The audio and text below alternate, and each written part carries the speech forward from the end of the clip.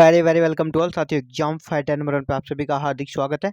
साथियों, RPSC assistant professor exam 2024 के classes में आप सभी का स्वागत है, जहां पे हम लोग एग्जाम फाइटर नंबर 1 पे पेपर थर्ड की क्लासेस कर रहे हैं। और पेपर थर्ड हमारा क्या है, राजस्थान जीके। तो राजस्थान जीके के एक नए क्लासेस में आप सभी का स्वागत है। और ये आपका एग्जाम है कब, RPSC assistant professor paper third. इसका एग्जाम है आपका 7 जनवरी 2024 को। आज का हमारा जो टॉपिक है साथियों, राजस्थान में पशुधन। ये इससे बहुत अक्सर प्रश्न आते हैं राजस्थान में पशुधन को लेकर, लाइव स्टॉक इन राजस्थान। तो इससे रिलेटेड सभी चीज़ों को हम लोग वन लाइनर के रूप में देखते हैं। और इससे रिलेटेड दो क्लासेस होगी। एक सामान्य सा क्लासेस आज है, जनरल इंट्रोडक्शन, और एक दूसरा क्लासेस होगा जब पार्टिकुलर हम लोग देखेंगे किस किस कैटल का क्या पोजीशन है राजस्थान में, और उसका पूरा देश के कॉन्टेक्ट में क्या पोजीशन है। तो चलिए स्टार्ट करते हैं। राजस्थान में पशुधन, लाइव स्टॉक इन राजस्थान का सामान्य परिचय को देखते हैं। ये जनरल इंट्रोडक्शन है।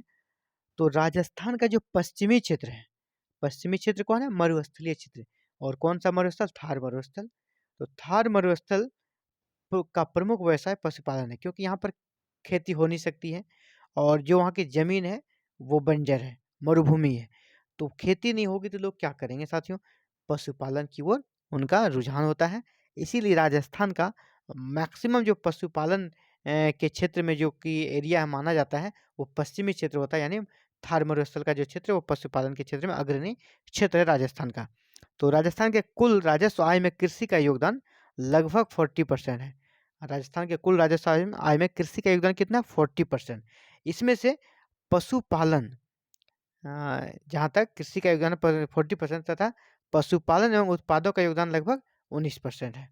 इसमें 19% किसका हो गया, पशुपालन और पशु का। यानी पशुपालन का क्या महत्व है राजस्थान के दृष्टि से देखा जाए, तो ये आपको इनके परसेंटेज से स्पष्ट हो जा रहा होगा। राजस्थान में पशुगणना होती है, और यह पशुगणना प्रत्येक कितने सालों पे होती है, 5 वर्षों पे। प्रत्येक 5 साल में राजस्थान में पशुगणना कराई जाती है। और यह पशुगणना करता है राजस्व मंडल। कौन करता है, राजस्व मंडल, जिसका मुख्यालय है अजमेर में। तो आपसे पूछा जाएगा पशुगणना का कार्य कौन सा संस्थान करता है, तो राजस्व मंडल करता है, और इसका मुख्यालय कहाँ है, अजमेर में। स्वतंत्रता के पश्चात राजस्थान में प्रथम पशुगणना 1951 में हुई थी। राजस्थान में पहली पशुगणना कब हुई थी, 1951 में। और प्रथम पशुगणना जब हुई थी उसमें कुल पशुओं की संख्या 2,55,00,000 थी। कितने थे, 2,55,00,000 कब, 1951 में। और पशु घनत्व यानी प्रत्येक वर्ग किलोमीटर में कितने पशु निवास करते हैं, तो 72 था। इस डाटा को याद रखिए क्योंकि पहला था, फर्स्ट था। तो इससे रिलेटेड प्रश्न अक्सर ट्रेडिशनल क्वेश्चन में पूछ दिए जाते हैं। राजस्थान में पशुगणना जो हुई है, इसी दौरान 1997 से 2003 के बीच का जो दौर था, राजस्थान में भयंकर अकाल पड़ा था। आप सुने ही होंगे, बहुत ही भयंकर अकाल पड़ा था। इसके कारण पशुओं की काफ़ी कसर, लोगों के लिए जब खाना नहीं नसीब हो रहा तो पशु को क्या खिलाएंगे। इसके कारण काफ़ी ज़्यादा पशुओं की मृत्यु हो गई। और टोटल जो पशुओं की संख्या थी उसमें 55.19 लाख, यानी 55,19,000 पशुओं की कह सकते हैं कि डेथ हो गई, मृत्यु हो गई 1997 से 2003 के बीच के अकाल के दौर में। और इसको परसेंटेज में अगर देखें कितने परसेंट पशुओं की मृत्यु हो गई ये 1997 से 2003 के अकाल के दौरान, तो वो उसका परसेंटेज 10.08% है। कितना परसेंट है, 10.08%। इसी प्रकार अगर दूसरी दृष्टि से देखा जाए, 1997 से 2003 की अवधि में जो राजस्थान में भयंकर अकाल पड़ा, इसमें सभी पशुओं की संख्या में कमी हुई। सभी प्रकार के पशुओं का जो ग्रोथ था उसमें कमी देखी गई, लेकिन सिर्फ भैंस, याद रखिएगा, सिर्फ भैंस के का संख्या में बढ़ोतरी देखी गई। और इसका कितना बढ़ोतरी हुआ, 4.9%, लगभग 5% के आसपास। और सबसे ज़्यादा जो कमी देखी गई वो भेड़ों में देखी गई। जो कमी जो हुई 10.08% या 55,19,000, तो इसमें सबसे ज़्यादा अगर देखा जाए कमी किस किस पशु में हुई, तो भेड़ों में सबसे ज़्यादा पशु की कमी हुई। राजस्थान में जैसा कहा कि प्रत्येक 5 साल में पशुगणना होती है, तो अभी 20वीं पशुगणना हाल ही में 2017 में हुई थी।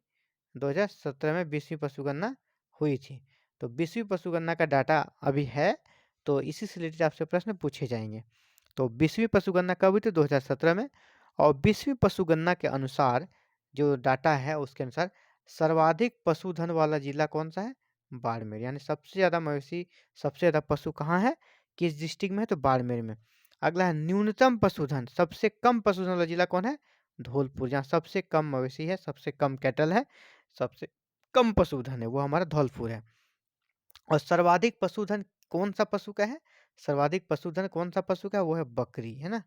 और यह जो पशुधन है, राजस्थान का जो पशुधन है, पूरे देश की तुलना में, पूरा देश में जो पशुधन है, पूरे भारत में, उसका 10.6%, 10.60%, 10.60% सिर्फ और सिर्फ राजस्थान का हिस्सा है। कुल पशुधन का पूरे भारत का 10.60% राजस्थान का हिस्सा है और पूरे देश में इसका दूसरा स्थान है ना, सेकंड स्थान है। सबसे ज़्यादा पशुधन यूपी में है। सबसे ज़्यादा पशुधन कहाँ है? यूपी में। और 2 नंबर पे हमारा राजस्थान है। तो सबसे ज़्यादा पशुधन यूपी में हो गया और पशुधन के मामले में राजस्थान का स्थान हो गया दूसरा, है ना, सेकंड पोजीशन है।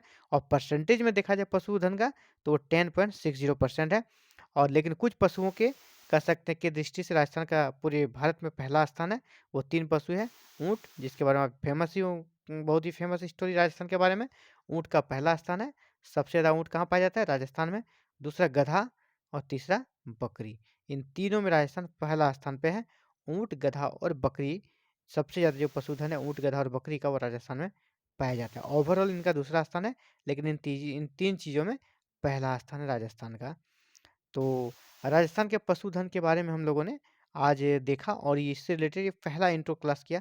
इसके बाद हम लोग पार्टिकुलर जैसे कि बकरी, ऊँट, अलग-अलग एनिमल्स के बारे में देखते हुए उसमें राजस्थान का क्या पोजीशन है, क्या स्थिति है, उन सब चीज़ों के बारे में देखते हुए फिर से अगले क्लास में आप सभी से रूबरू होते हैं साथियों। तब तक के लिए मैं कहना चाहूँगा आप स्वस्थ रहें, तंदुरुस्त रहें और पढ़ाई पूरा जी जान से लगाएँ। एग्ज़ाम आपका 7 जनवरी 2024 को प्रस्तावित है और होना तय है। तो आप इसमें लग जाएँ और अगर आपको लगता है कि नहीं मैं बिल्कुल अभी कुछ भी नहीं तैयारी हुई है, नहीं हो पाएगा, तो बिल्कुल डरने की कोई बात नहीं। हमारे चैनल एग्जाम फाइटर नंबर पे लगातार क्लासेस जारी है और अगर आपने क्लासेस नहीं देखी तो प्रीवियस क्लासेस को प्लेलिस्ट में जाकर देख सकते हैं और शुरू से लेकर अभी तक के सारे क्लासेस को कर लें।